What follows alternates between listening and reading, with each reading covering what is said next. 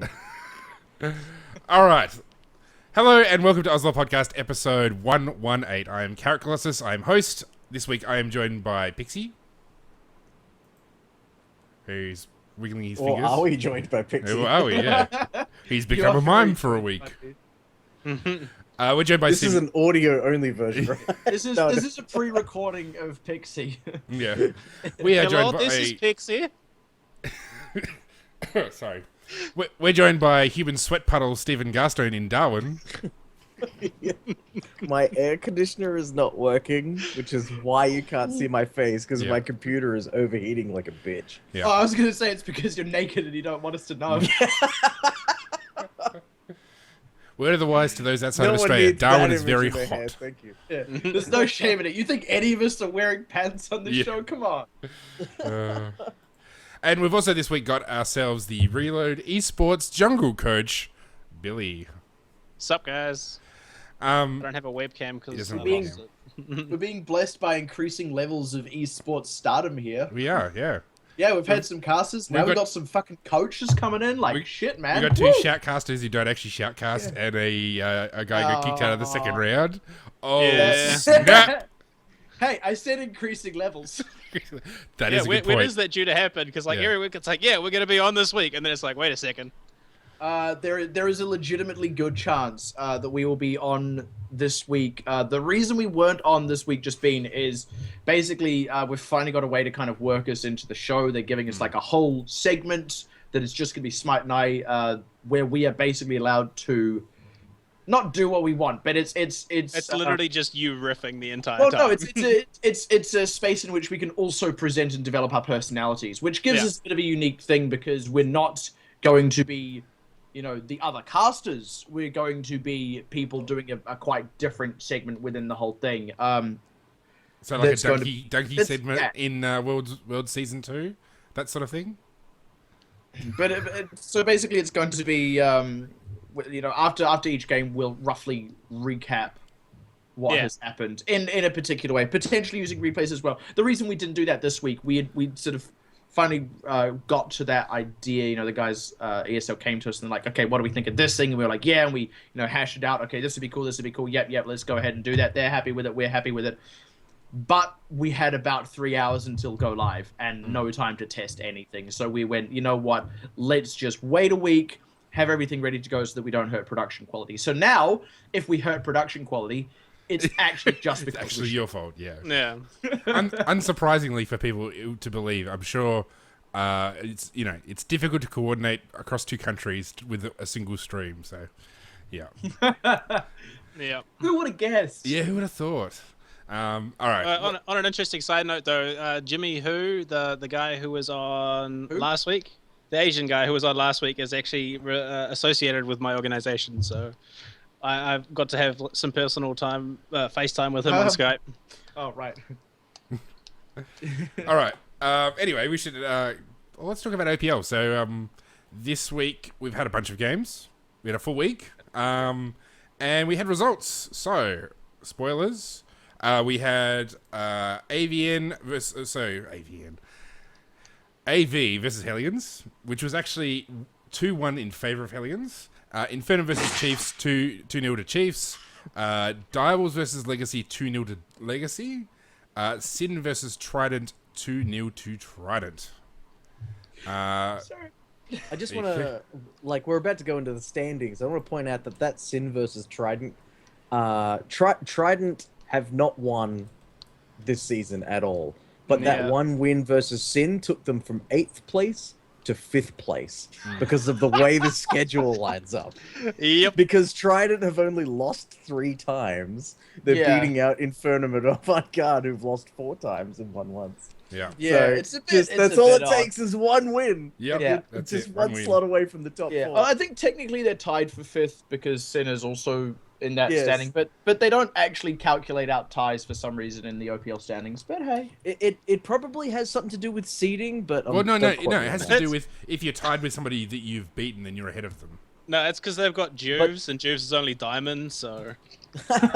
No, because Trident were beaten by Sin in the first week of OPL.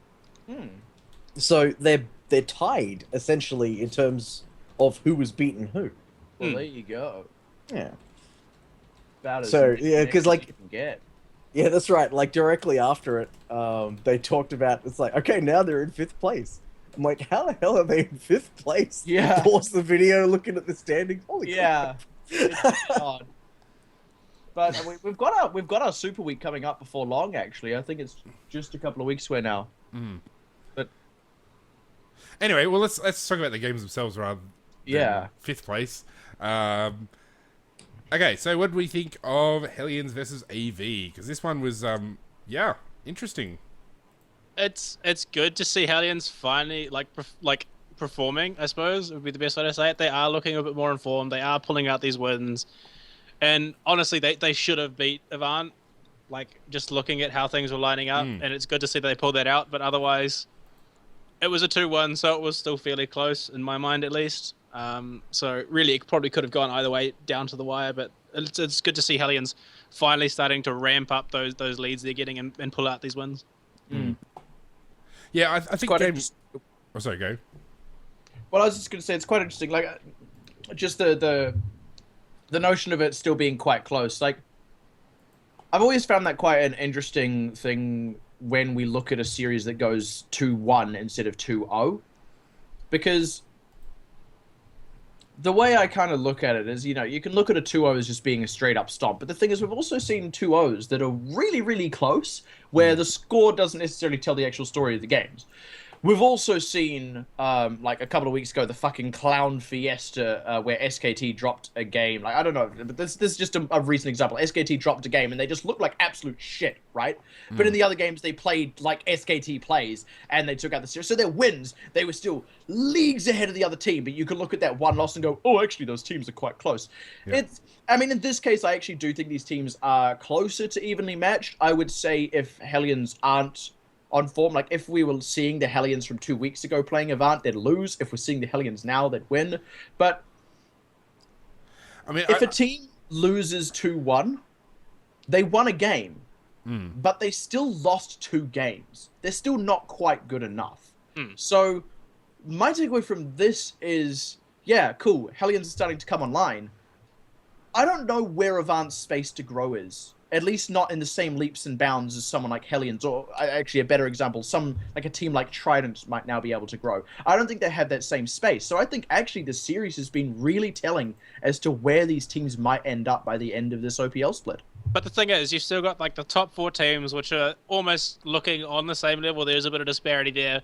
But then you've still got that bottom 4, which are all like, it's going to be hard for them to breach that top 4 position, even with Hellions, who are looking like a strong, like a weaker contender compared to the other top 4.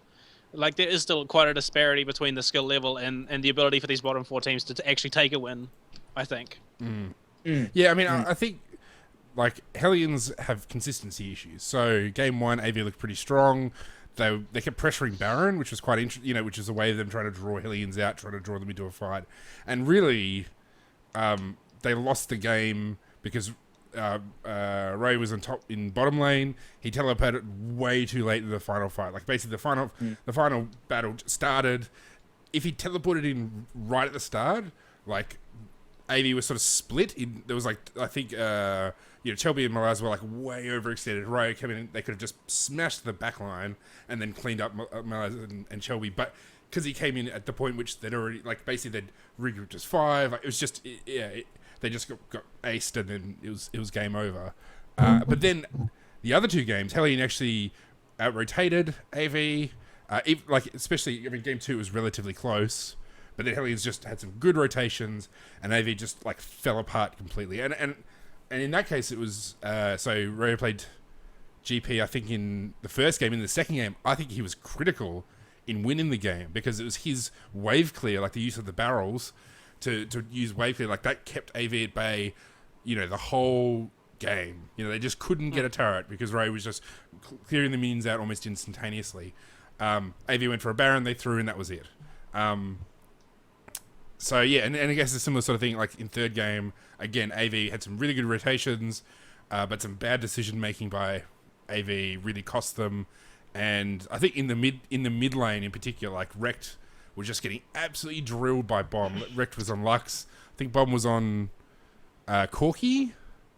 and it was just something like that. Anyway, he just came to more games. So, yeah, I think like Hellions, it's just that consistency issue. So, second two games they really deserve to win. The first game, not so much. So, Yeah, and the tell is probably going to be how they start performing against the other top 4 teams. They actually come up against Chiefs in this next week. I think that's going to be a really telling one because argument is that Chiefs are kind of underperforming. You know, the record for Chiefs is 3-1, Hellions are 3-2, just because Hellions have played more games. So I think this could be a very telling game, and I would love to see Hellions turn up on form, and I really think they could take down Chiefs. But you're dead on the money. You know, it is the consistency that is still the issue, and you're never going to be anything but the weakest top 4 team at best when you don't have consistency. yeah. But there is actually, like, just having watched the games being played, there is a visible skill difference between, like, Chiefs and Hellions, and then Hellions and the rest of the bottom 4. Yeah. Like, I honestly don't think Hellions could take a series off Chiefs. They could take a game off Chiefs, but I doubt the series. Yeah, I think they could take a series off Chiefs if the Chiefs are also playing inconsistently. So, interestingly enough, both have to solve that issue. And let's get real, the team that has been incredibly consistent has been Legacy. Yeah. Yeah. Well, let's talk about their games. So they played against Direwolves in day 2. And this was a bigger one. Yeah, it was big. Yeah, I mean, obviously it was the title match, the OPL Legends match, but also Direwolves and Legacy up until that point were both on top of the table unbeaten. So this was Direwolves' first loss for the split, and it was game 1 did not disappoint at all. It was a really top-notch game. What do you guys think? A real. Both teams, honestly, they came out swinging. They played, this was the Direwolves that beat Chiefs, and this was the Legacy that had beaten everyone else, and they really hashed it out, and Legacy won. And then second game was a fucking landslide. Yeah, there's no two ways about that, which I think is a shame because we've been talking so much about, teams not tilting across, games 2 and 3 when they do have that loss. And we were like, finally, we're seeing games go to a game 3. Are we past that area? Have teams started to adjust? And then we had a top 4 team just kind of crumble in a second game like that. It was a real shame. I mean, sure, it's not quite that dramatic, but I would have expected that in week 1, maybe week 2. I would not have expected something like that this far into the tournament. Like, that feels like a really glaring weakness for Direwolves, win or no, I mean, that's something they've got to fix. Otherwise, even if they crack playoffs, they're never going to perform in a significant way. They'll always be the team that can just get tilted out of a series. That's not something you want to take into best of 3, best of 5 type tournaments. I have to admit, unfortunately, the Direwolves, the Legacy, and Infernum Chiefs games are the games that I skimmed because I had my interview for the team on Monday night, and our net decided to cap. That's fair. So halfway through the interview, and like just as the games were starting on Monday night, the internet cut out. So I was like, I'm so mad. I had to message one of my friends who's on the team to like talk to the head coach and say I'm sorry, and then the next day I carried on the interview and they're like, we'd actually like you to start tonight. So we had a scrim like just as the games were about to start, so I missed both of them and had to watch it like skim it the next day while I was like listening to it at work. I did catch Sid and Trident though, because the scrim we had that night sort of ended early, and but holy crap, that was such a good game. So we might as well go into some of the details. So I think in game 1 for Legacy versus Direwolves, it was really close, but just choo-choos. My goodness, like he came out with Alessandra and just some of the plays of the week. I mean, I would be not surprised if some of his plays turn up in the Penta video they have every week for the LCS because Primetime League, for Primetime League, because it's just like it was some seriously good work by him. Yeah, he never dropped the ball at that. Like, it's interesting. We see Lysandra be impactful when she's played safe, and we see Lysandra be really impactful when she's played a bit more aggressively. But often the players that do that also make mistakes. Yep. So we walk away going, okay, well, it's just better to play Lysandra safe because he can still have an impact and not be too risky.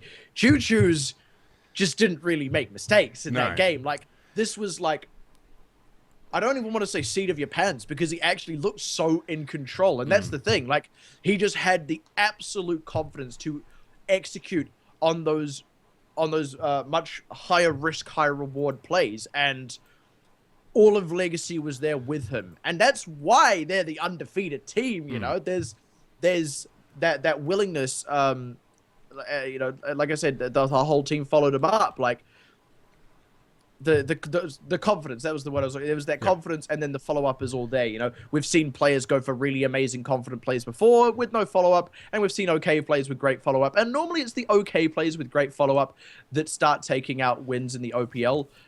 Without wanting to, you know, speak ill of my local scene, because I love the games we play here, that is generally around the skill level we've been in past seasons, but fuck, Legacy are raising the bar right now.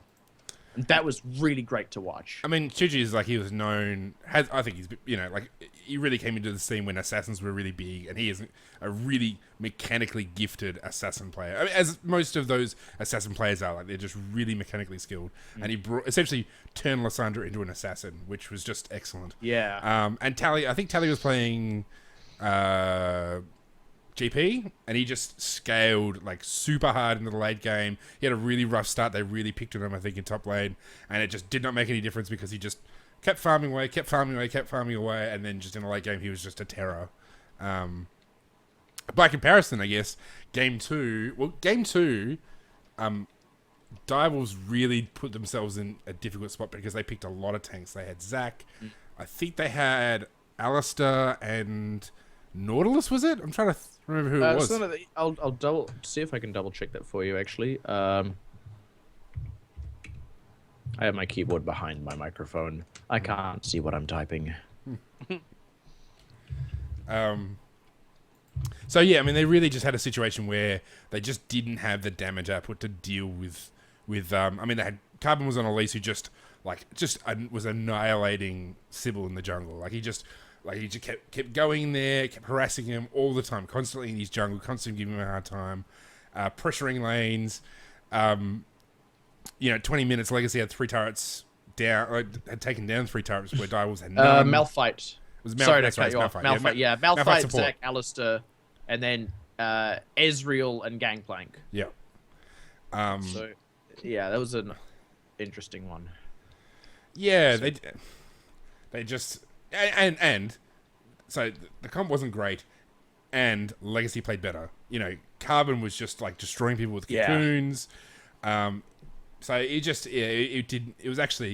was Chiefs-like in the way they just took apart Direwolves was like, you really only have seen that in Chiefs, and so I think it bodes incredibly well for the rest of their season if they can just turn their opposition to mincemeat like that.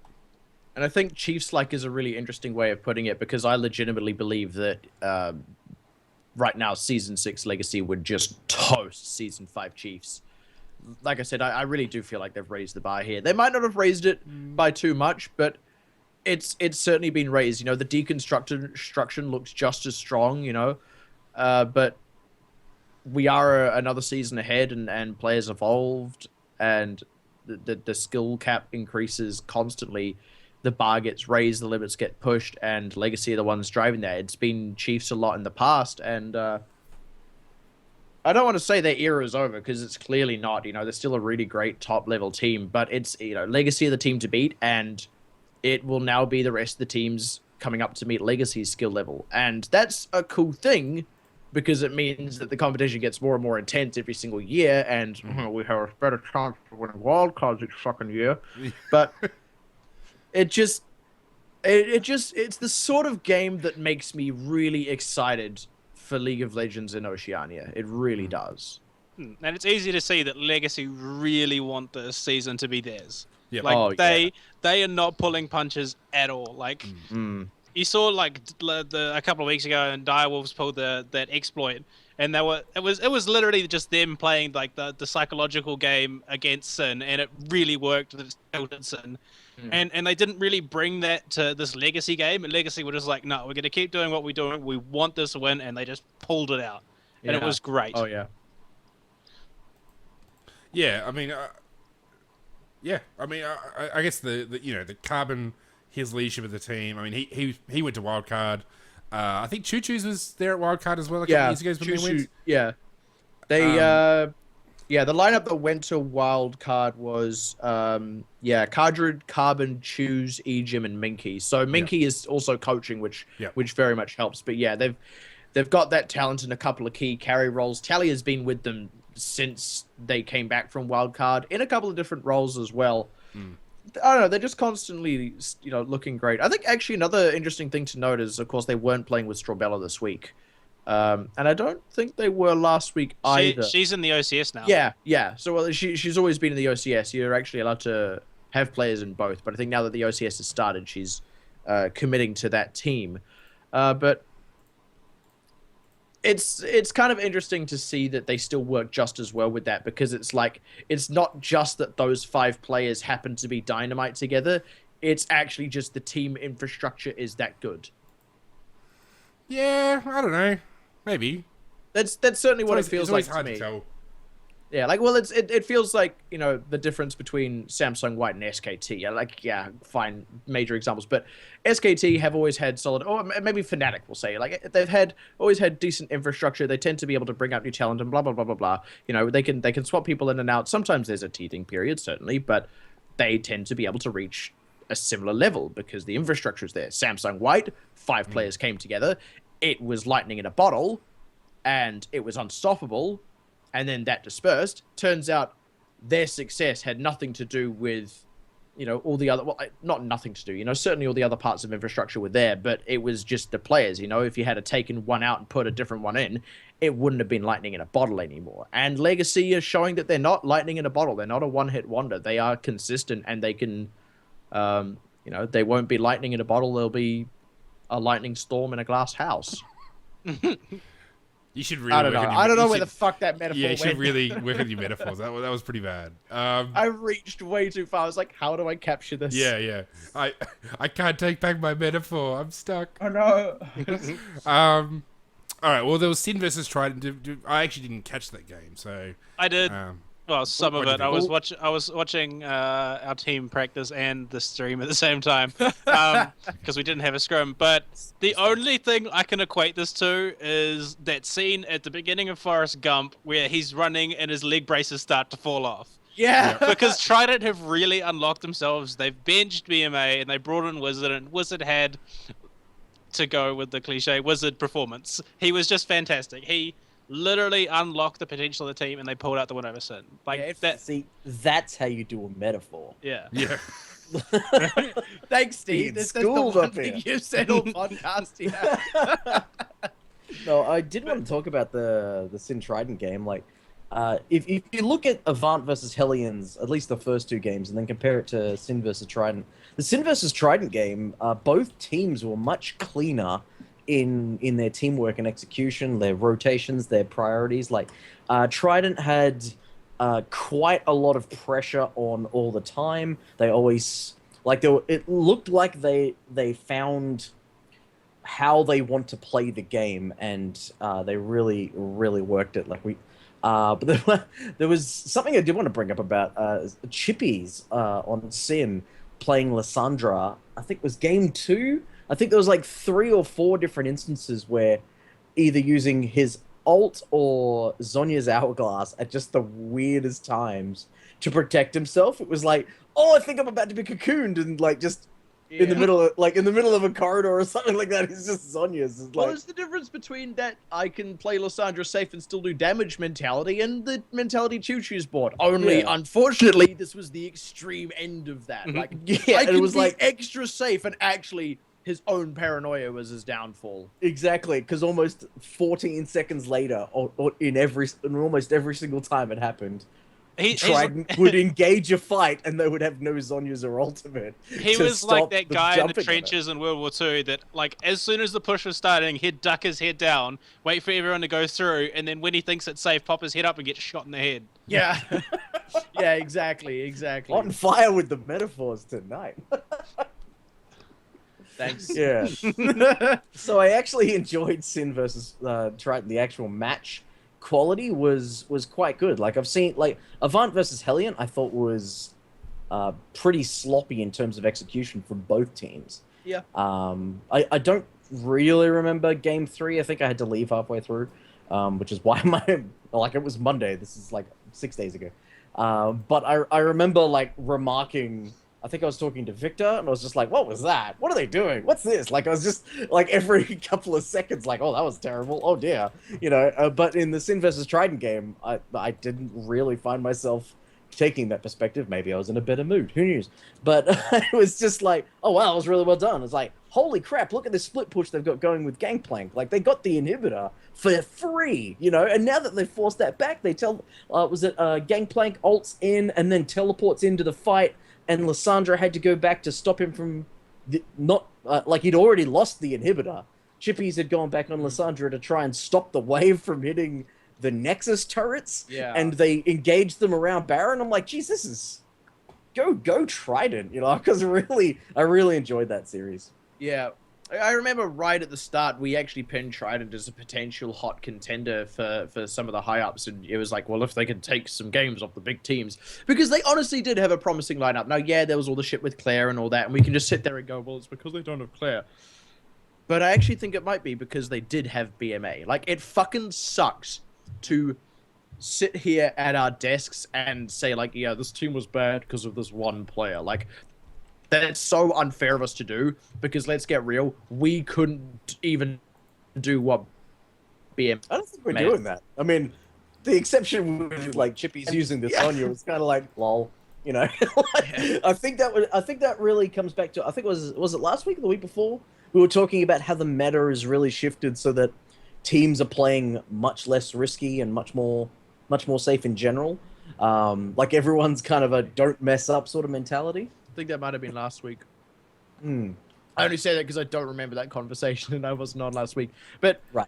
The thing I was sort of going to, and it's something we talked about many times every week when Trident came in with a loss, would be like, yeah, their picks are just so limited because of BMA and Pac-Man. And I'll be honest, I think their picks are still a bit limited in terms of Pac-Man, but the strength of him has been that he can at least just play any champion. Like, there aren't some things he just straight up won't play and things like that. There aren't things he will just be shit on. Whereas BMA clearly had champions he was just going to straight up be shit on. So he had a really fucking narrow champion pool, and it held them down every single draft they did since the season started. Now, that doesn't mean he's a bad player. That doesn't mean he can't mechanically make great plays. It does mean this is not the meta for you, you know? If your champion pool is limited, play in the meta that has your champion pool, and accept the fact that when that meta shifts, you're just not going to be that great anymore. And in a sense, it's kind of not good enough to play at the pro level and have that be a limitation on you. Like, not again, in a sense, it's easy it is not good enough. Yeah. I mean, it's... Yeah, you know, like, again, it's easy for me to say because I'm just sitting here at my desk and like bronze. No, you've got a point. Like, because if you're say you're only good on 3 or 4 champions, well, let's be generous. Say you're only good on 6 and you suck at the rest. Say one of them gets nerfed in the most recent patch, 2 are considered powerful and are banned or picked early by the other teams to deny them to you.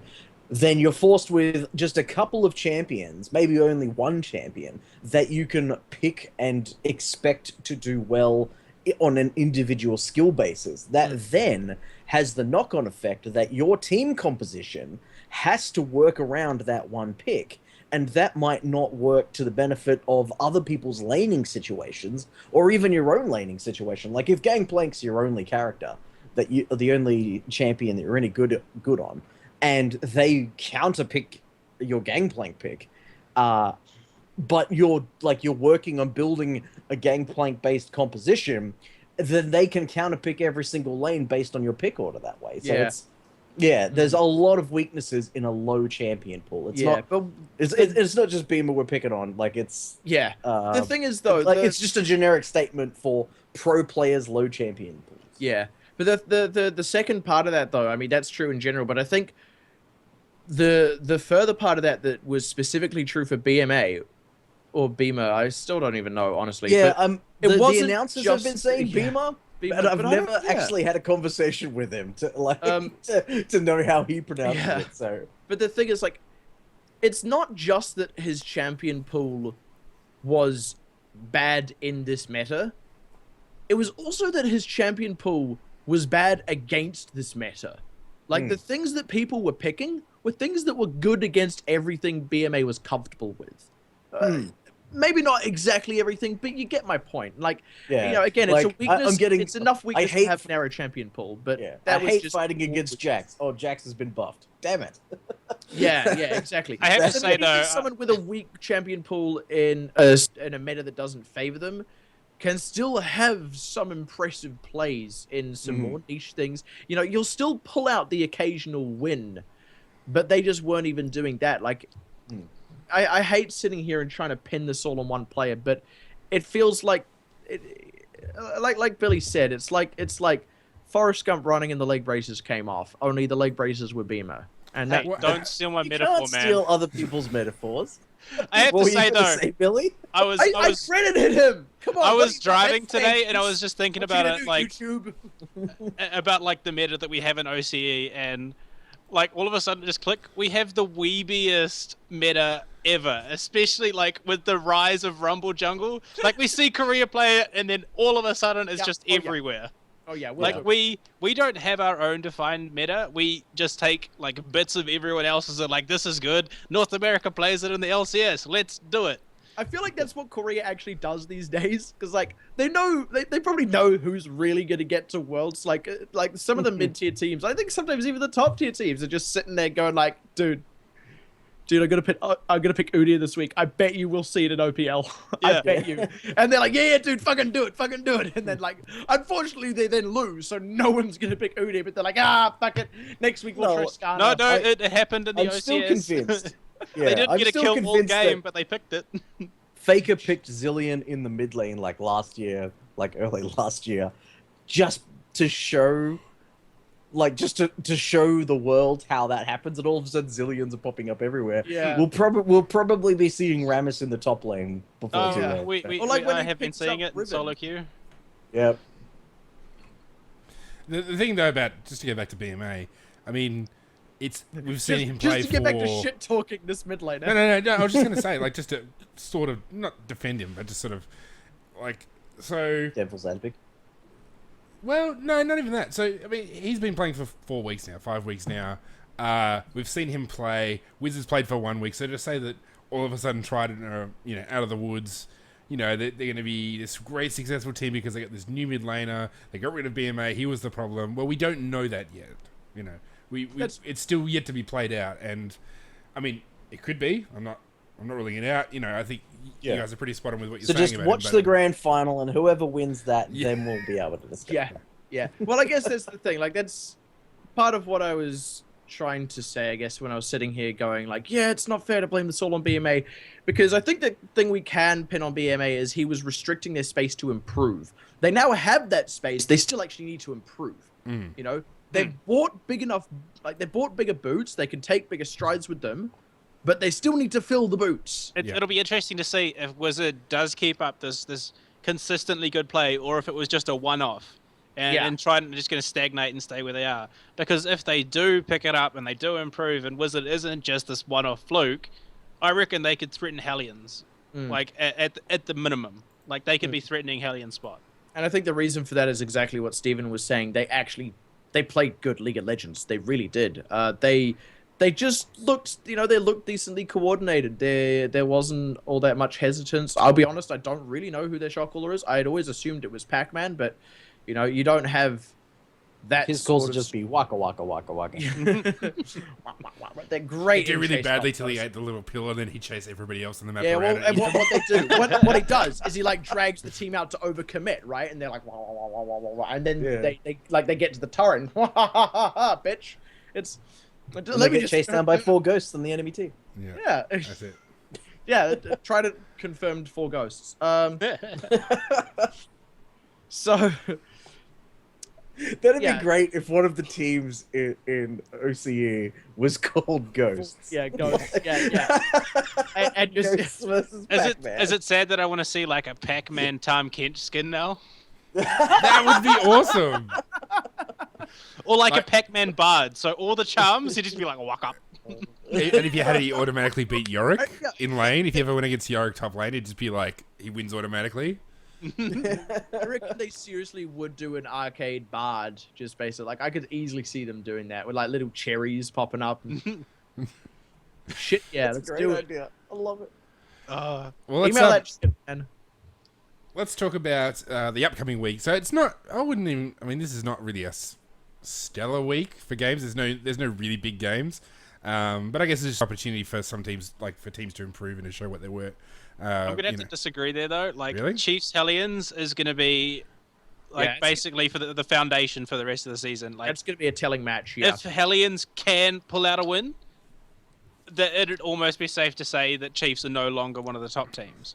They are just sort of an average team, and like Hellions will sort of replace Maybe them. I don't think they will win because I think Chiefs are more consistent than they are. Yeah, I don't think that they will win, but But if they it, have been steadily improving, and if there is a potential for it. I mean, it's a small potential, like maybe like 30-70, but they could still pull out that upset and sort of unseat Chiefs as that consistent team. yeah, I fully agree with you there. Part of me also kind of wants to see that happen. But hey, I think that's probably going to come down to drafting.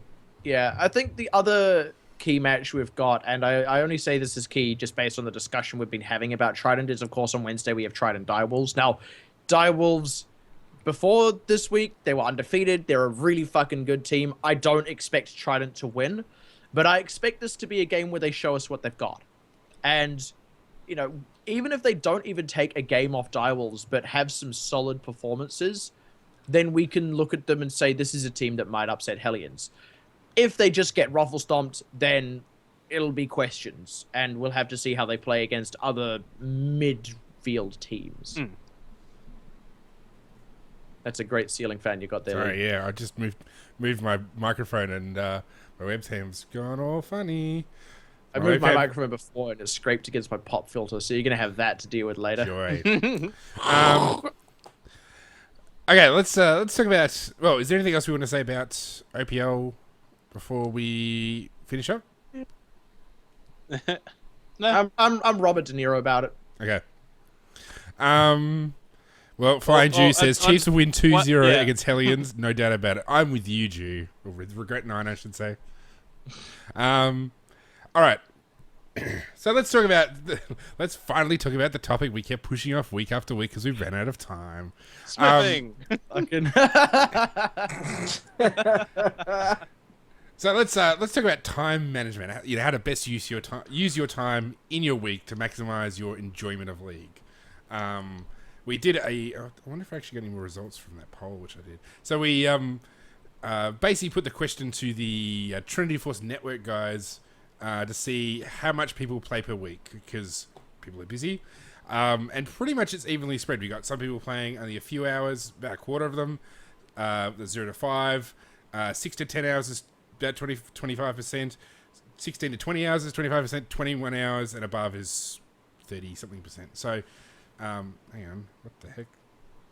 Anyway, just looking at how I structured my own poll. So, how do you guys go about, fitting as much League in? We're all busy. We have lives. Some like me have families, like a wife. Others don't. How do you go about making the most of your time in League and playing League? So a lot of what I do with League, I honestly do very little playing of it, a lot less than maybe I should, but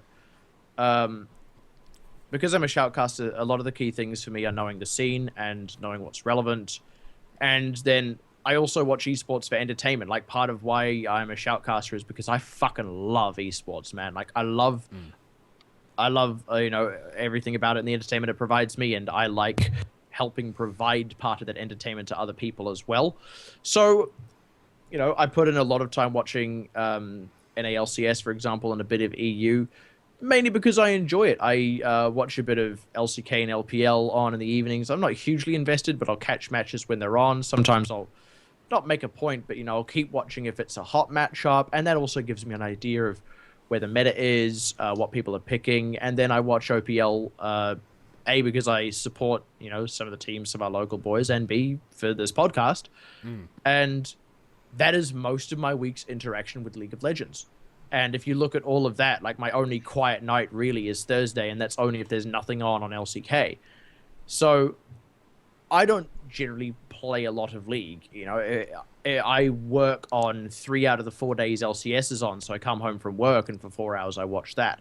On the evenings, OPL is on. If I'm not able to catch it live, which I'm often not because I'm working the next morning, I come home from work and I watch that. So my free time disappears pretty quickly. And then on my days off, I have, you know, other personal projects that I need to be working on. I don't actually have time for gaming. I still play a lot of video games in my evening, but I don't play video games where I need to commit 45 minutes of time. So League of Legends often falls by the wayside for me in terms of It's funny playing. you mention 45 minutes, because that's actually one of the biggest problems I had with League of Legends specifically, and time management was I have to be somewhere in an hour and 10 minutes.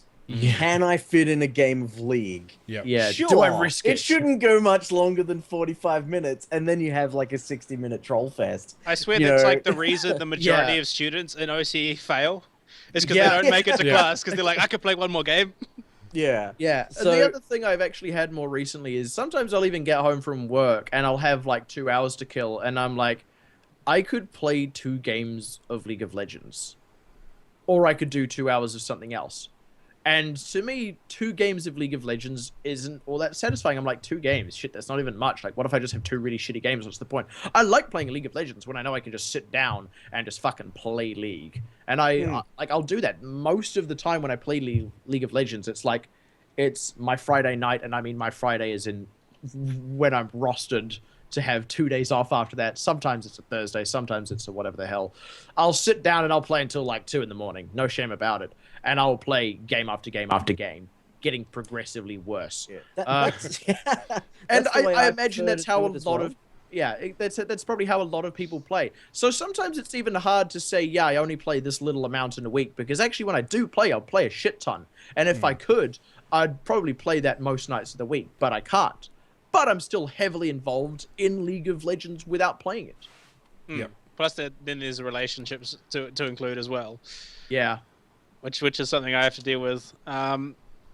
we all I have suppose it's interesting now because I have just been picked up as a jungle coach for Reload Esports. Now you have like a reason to ditch your girlfriend and play League. It's like, I'm doing research. It's not even that. Like, I would have been one of those like 21+ hour players, and all of a sudden it's come to a screeching halt, and I'm looking between 5 and 10 a week if I'm lucky. Yeah. Because the majority of my time is spent watching VODs, watching our team play, and then analyzing and solo coaching. Yes, I'll get some time to play if like they need someone else to go up against them. Like I'll jump in and sort of, you know, like play the late opponent or something, but that's about it. And I want to get back into ranked, but fitting everything around my schedule, because I have work from like 8 till 5. Then I come home and I've got to spend time with my girlfriend because I do love her and I want to spend time with her as well as game. Because I can actually hear him turning his head away from the microphone to say that. no, I'm not. She's in bed. Want to make sure she hears me in the next room. Yeah. Yeah. I do. I love you, honey.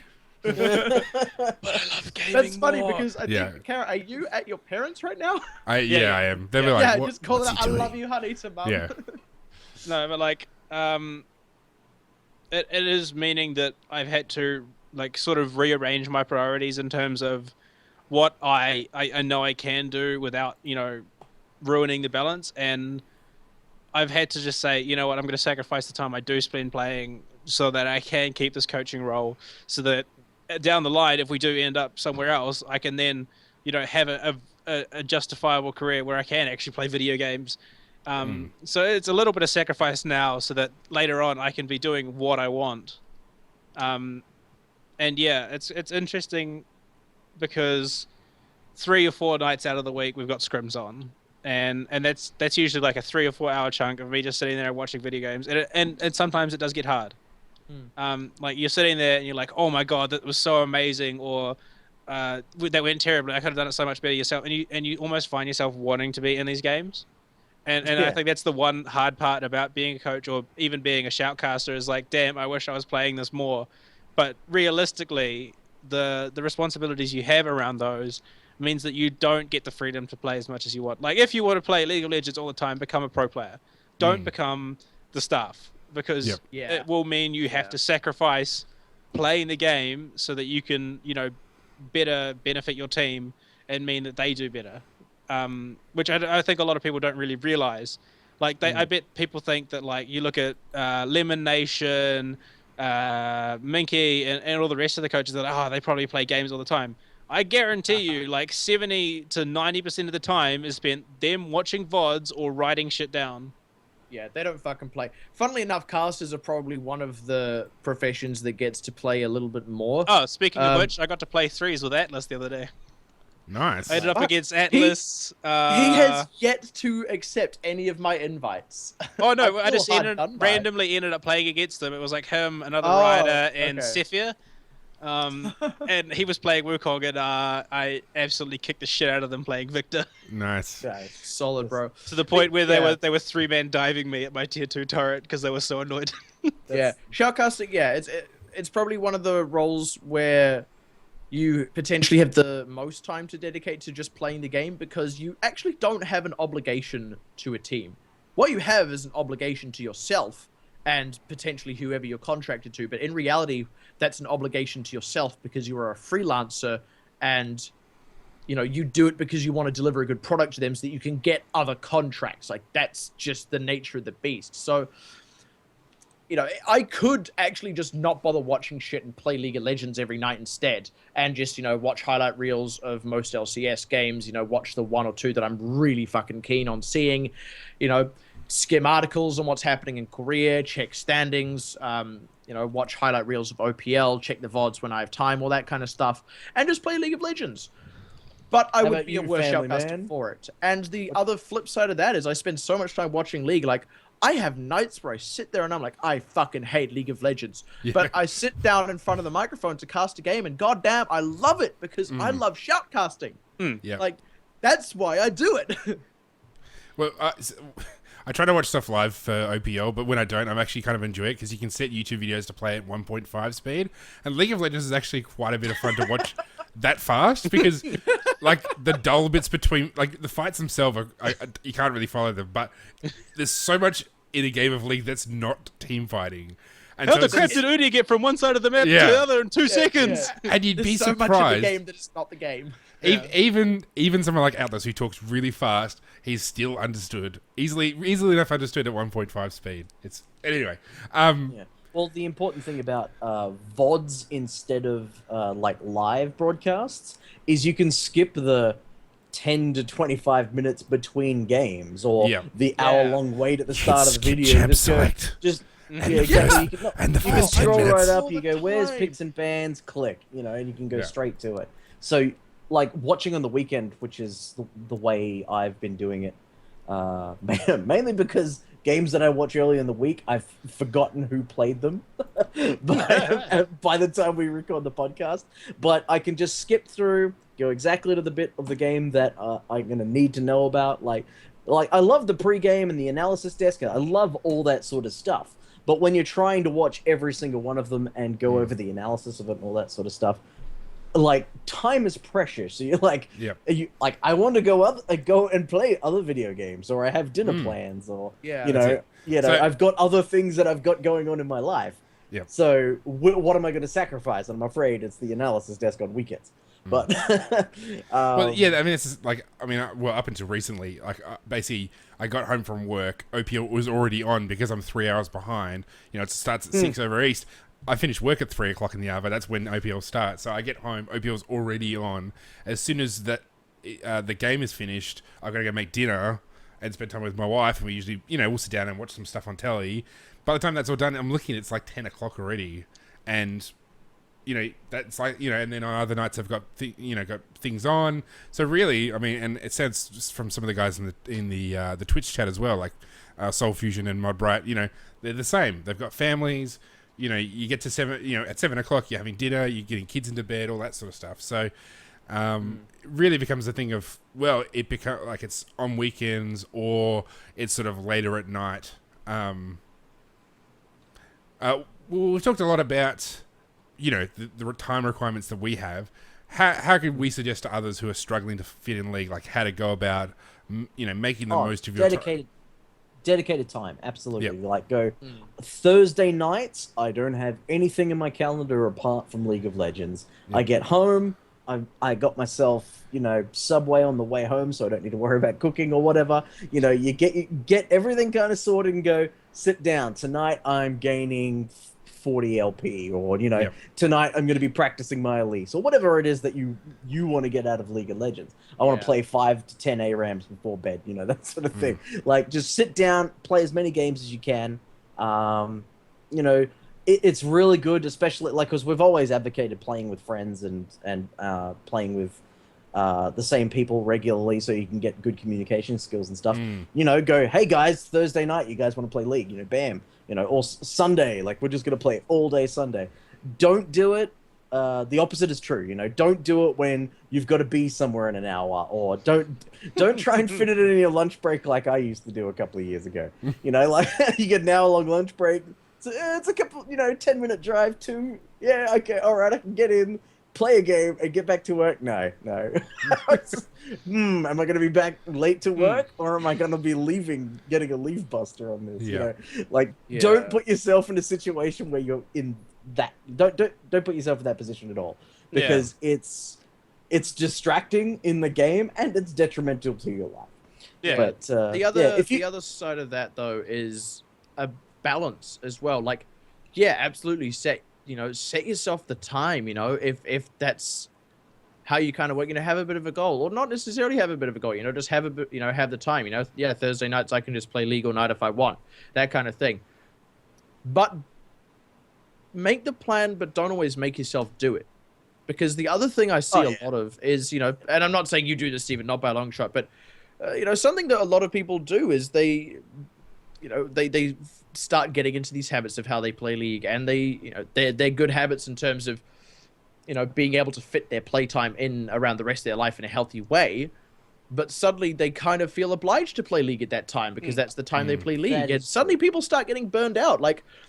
A lot of the reason I haven't been playing League lately is because I sit there, I've got 3 hours of free time, and I'm like, I don't want to fucking play League tonight. I'm going to play Darkest Dungeon for 3 hours. I don't give a shit. That's what I feel like doing tonight. So still do what you feel like doing in that free time. If anything, it's more about planning your free time effectively, and we're kind of extrapolating with the assumption that you're going to want to play League in your free time. Yeah. But it's a good point. I mean, I like to play other games. I've been playing XCOM 2. Before that, I was playing Fallout 4. In about 2 months' time, Warhammer Total War's coming out, and you won't see me at all in League for 2 days. 2 days, about man. 2 years. Far Cry Primal. Yeah, it's just it's just all of us are nerds in a general sense. We don't just love League; we love lots of games. So I'm too poor for Firewatch. I have to say my situation is probably a little different, because I'm one of those people that could function on a smaller amount of sleep. I can function perfectly fine on 5-6 hours sleep. So my girlfriend generally goes to bed around 10, and then I may decide okay, I can play a couple of games tonight and go to bed a bit later. And I'll do that a couple of times a week, and I can do that. But I don't always play League, because like I said, Far Cry Primal was coming out soon, and I'll be feeding that. And I have historically burnt myself out playing League of Legends. A couple of times I've gone solid for 6 months, and it happened back when I started working with Pixie with Dwyer Gaming. And about 3 or 4 months down the line, I totally burnt myself out. I just couldn't handle it anymore, and I stopped playing and went and played Dota for 6 months, and then came back. And I think I found pretty much the balance for that right now. I'm not playing too much, but it's also at the point where I still want to keep playing. And I don't know, it's very, very interesting. I do play a lot of other things as well, and I manage my time around it, but my girlfriend probably wouldn't see it that way. Yeah. I mean, the guys in the Twitch chat are making some good suggestions. So Soul Fusion suggests ARAMs in lunch breaks. I'd actually suggest if you've only got a couple an hour or so at night, play ARAMs, because usually late at night you're tired, you don't want to play ranked. I mean, normals are kind of whatever. Sometimes they're a bit dumb. But I find that ARAMs is good for just, you can get 2 or 3 games in if it's going well, and you can sort of keep your mind sharp. It's about sort of just using, physically just playing the game, your muscle memory. You could basically play ARAMs on autopilot and still be aware enough to have a giggle and laugh at your own or other players' expense because they messed up and ARAMs, it's generally about having fun. Like I find people get way too serious. Like it's about having a laugh. Like that's all Pick up David the Garstone. goddamn health relic. David Yeah. Garstone. Sorry, I say somebody's name who gets very serious at ARAMs. But on the topic of burning out, this is a rule that we've introduced to our team this week actually, and we've said no playing League for up to 2 hours before we start practice, because these guys are playing League every day, all day. And like I talked to the jungler the other day and I was like, oh, how are you going? Like we played one scrim. I was like, how are you feeling? He's like, oh, I'm pretty tired. I've been playing League all day. And it's like, what? You've been playing League all day and then you come to a scrim. You're exhausted. Yeah. You're sick of playing it. You're not going to function well. So we've banned them from playing ranked or even like normals. I've had a similar situation in the past where they played League for so much the day beforehand that they fell asleep and did not wake up until halfway through our scheduled time. Oh dear. Yeah. That's taking it too far. Yeah, that's the extreme. Actually, we had that Jesus. with one of our coaches yesterday. Oh, Like we were, Harmony. we were halfway through our second game of the open ladder, and he just comes on like Skype, and he's like, "Oh, sorry guys, I forgot to charge my phone last night. I fell asleep." Oh dear. No. Another suggestion that Soul Fusion made was about to keep your skills sharp if you're not playing as much as to read about League, and to help yourself get better. I mean, I guess we would suggest listening to podcasts, obviously, since we're podcasters.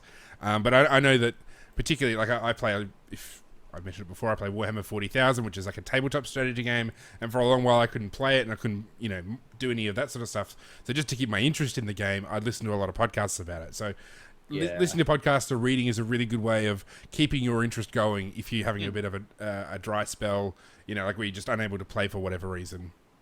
Yeah, and like I would wager pretty much everyone has a morning commute, and it probably lasts at least half an hour. So hey, 7 minutes. that's it there.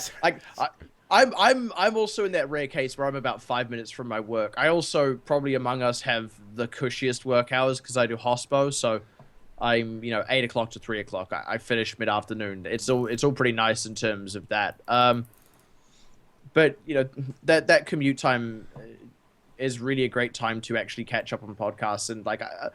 Yeah, we're saying it because we do a podcast, but also I'm saying it because I also listen to podcasts. Funnily enough, I'm exactly the same as Carrot back when I was still playing 40k. I would listen to, I can never remember the name of it, but they had the Hell March at the beginning of it every single time. I would listen to that on my bus ride in the morning because I had a really fucking long bus ride. And if I really wanted to listen to music, something, then I'd listen to that instead. But, I was like a kid with little funds and no license. Like I was rarely able to actually go and play the game, but I was consistently interested in it because I was always consuming that media. And it's actually the same thing I do now with League of Legends, just in a slightly different way, because I like playing League of Legends and I like the game, but I also really like esports. I keep up to date on Hearthstone stuff as well because I really like Hearthstone as an esport. So most of what I do when I'm not playing is I still consume all that media, but I consume esports media personally, rather than say, game guides and, people making like when Saint Vicious does, his jungle tier list. People who play the game more than watch the game will go about those things. I tend to pass those over. I would rather watch, LCS power rankings if I'm just reading an article on my break, and I do a lot of that. Most of my breaks are sit fucking hunched over Reddit. Yeah, see, I have the benefit of working in an accounting office with like fiber internet, so we get like a break every couple of hours, and like as soon as I see that break's about to start, I open up 3 tabs: Leaguepedia, the Liquidpedia for Dota, and Counter-Strike. So I have those 3 open the entire break, and I'm just scanning, seeing what's happening in like different scenes, seeing what's happening in like rankings, and I'll even open up like Game Planet NZ and that sort of thing just to keep up with what's going on, and like a lot of my time is spent like I'm able to have my phone sitting next to me so I can listen to podcasts and like vaguely pay attention to the LCS as well, which is like all it does really is just like, yeah, I'm really psyched to be involved in esports. And it's sort of fueling that fire, and that's what I feel it does for a lot of people. Like You just got to keep that interest up, and it'll keep the fire going, and you'll always come back to it. Yeah, and last year and the year before, but last year to a much bigger extent, I totally burned myself out on competitive league. Like, I got 2 weeks into the LCS, which was at the time the scene I'd watched predominantly, and I hadn't even followed it the whole way through the year before. I'd sort of got to the point where I just started skipping things, but I got 2 weeks in, and then I just stopped watching altogether. Like, I totally stopped paying attention, and all of a sudden, like, July or August or something, I watched an excerpt from PTL that week. It was like a Jet 22 one or something, talking about how Cloud9 was doing really shit. And I'm like, what? Cloud9's doing really shit? And then I started watching League again about 2 weeks out of Worlds. And suddenly I was just way back into it. But this year, I'm not trying to sit down and watch every single game. Like, I'm watching the ones I'm interested in, but a lot of it is just, you know, keeping tabs on the scene as a whole. It's feeling immersed in it, and it's feeling a part of it. And also, I feel like I'm contributing to it. Last year I wasn't. I mean, yeah, I was shoutcasting, but I was just shoutcasting general local matches. Yeah, I'm not exactly out shoutcasting the LPL or OPL or LCK or anything like that. It's next year. But yeah, but you know, I'm doing this, for example. You know, I'm more involved in the scene as a whole as I don't want to say as a personality because that sounds quite egotistical. But you know, I feel like I'm a part of it, and it's creating that immersion that's actually kept up my enthusiasm, because last year I was just a spectator. And I think I'm not quite at the stage where you are, because you obviously been picked up by ESL and you're looking at casting the OCS and well, eventually. And whereas I'm at the point where like I'm starting to get that immersion. Like, people will talk to me like, how do you know this player? And I'm like, yeah, actually do. Like, we played a match in the open ladder, and I was like, hey, I know that AD carry, and it was eco-toxic. And a bunch of people from the NZGC, which Matt and I have personally met. And it's really good to see. And I was talking to VR Poon, who also played in the open ladder as a pickup, and I was like, well, are you looking forward to the next NZGC? And we've talked, and we're like, yeah, we'll meet up and have a chat and just sort of like discuss what that thing is. And it's quite a interesting experience, I have to say. Like, people are starting to recognize my name. They're like, you're coached by that guy, or you're with that guy's team, and it's like, okay. So I'm starting to get that recognition, but it's feeling more and more each day that I am a part of the scene. Like, yeah. I have a commanding role per se in how my team does, and it's a very beneficial experience. Like, you get to meet those higher level players, and you get to see more than what you do just sitting in solo queue and grinding. And I would have to say, if anyone does have the opportunity to even work with a team, not necessarily just be on it, like, take it.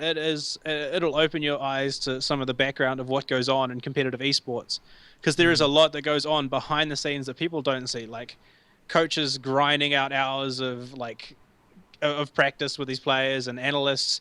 We have an analyst who follows all the scenes, does all the numbers for it, has the stats for CS at like 5, 10, and 15 minutes, as well as like studying his business degree. Like, this guy is fully insane, and that's all he does with his time. And he's a really good guy, actually. Yeah, sounds like me from about a year and a half ago. Yeah. It's like no time for anything. 100% league all the time. That, Billy, that sort of thing of, you know, if you have the opportunity to get immersed, don't just look at us and say, okay, so that opportunity is, you know, be a shoutcaster, or be a coach, or be an analyst, or potentially be a player. No, shit, man, there's tons of opportunities. Billy mentioned it only in passing a while ago, but actually, he and I started in esports on the community level. We were just working with a little group called Dwy Gaming, and we launched the Oceanic part of it. It did okay. I'll be the first one to say that, but you know, that was time and effort we dedicated into creating an experience for the average player, and that was a particular tournament with a particular rule set that gave, you know, players of all rankings a bit of a taste of playing in a real tournament, and that was a very exciting thing for players who otherwise are just kind of grinding solo queue. And you can get involved in creating those things. Like, I'll be honest, you go and approach any local organization, it doesn't matter how big or small they are, they would fucking love to have you on board. And I know this because I've run them and I've sat there going, fuck, I wish I had some more people on board. Like, I know so many people who are actually super keen, and it just kind of never crosses their mind that, like, wait, I could go and do that too. So honestly, anyone who is listening to this and going, actually, yeah, that does sound kind of cool, being a part of it, helping provide that thing that I also enjoy, man, just start. Hey, start right now. Turn off this podcast. Go form an org. And like, yes, you will start out as like an admin or something, or watching screens, but if you just keep showing that interest, and you can really rise up the ranks really fast. Cool. All right. Well, with that final word from Billy, we'll wrap the discussion up there because I think we're just a little bit over time. Now, of course, if you have any questions, about time management. Yeah. If you have any questions, for us hosts or anything you want to bring up for discussion, you can always email us, ozlolpodcast@gmail.com. If you look at the VOD, you'll see all our Twitters. The group, the podcast Twitter and Facebook is facebook.com and twitter.com/OzLoL podcast. So we'd love to hear about your stories of how you manage your time, or your suggestions, and we'll pass those on. And that wraps it up for this week. We'll be back again next week with week 7 of OPL. If Smite's on, we're going to talk about level 30 accounts, because that was something he mentioned last week that he wanted to talk about. So hopefully he'll be here to talk about that. And have yourselves a good week. Bye. Good evening, ladies and gentlemen.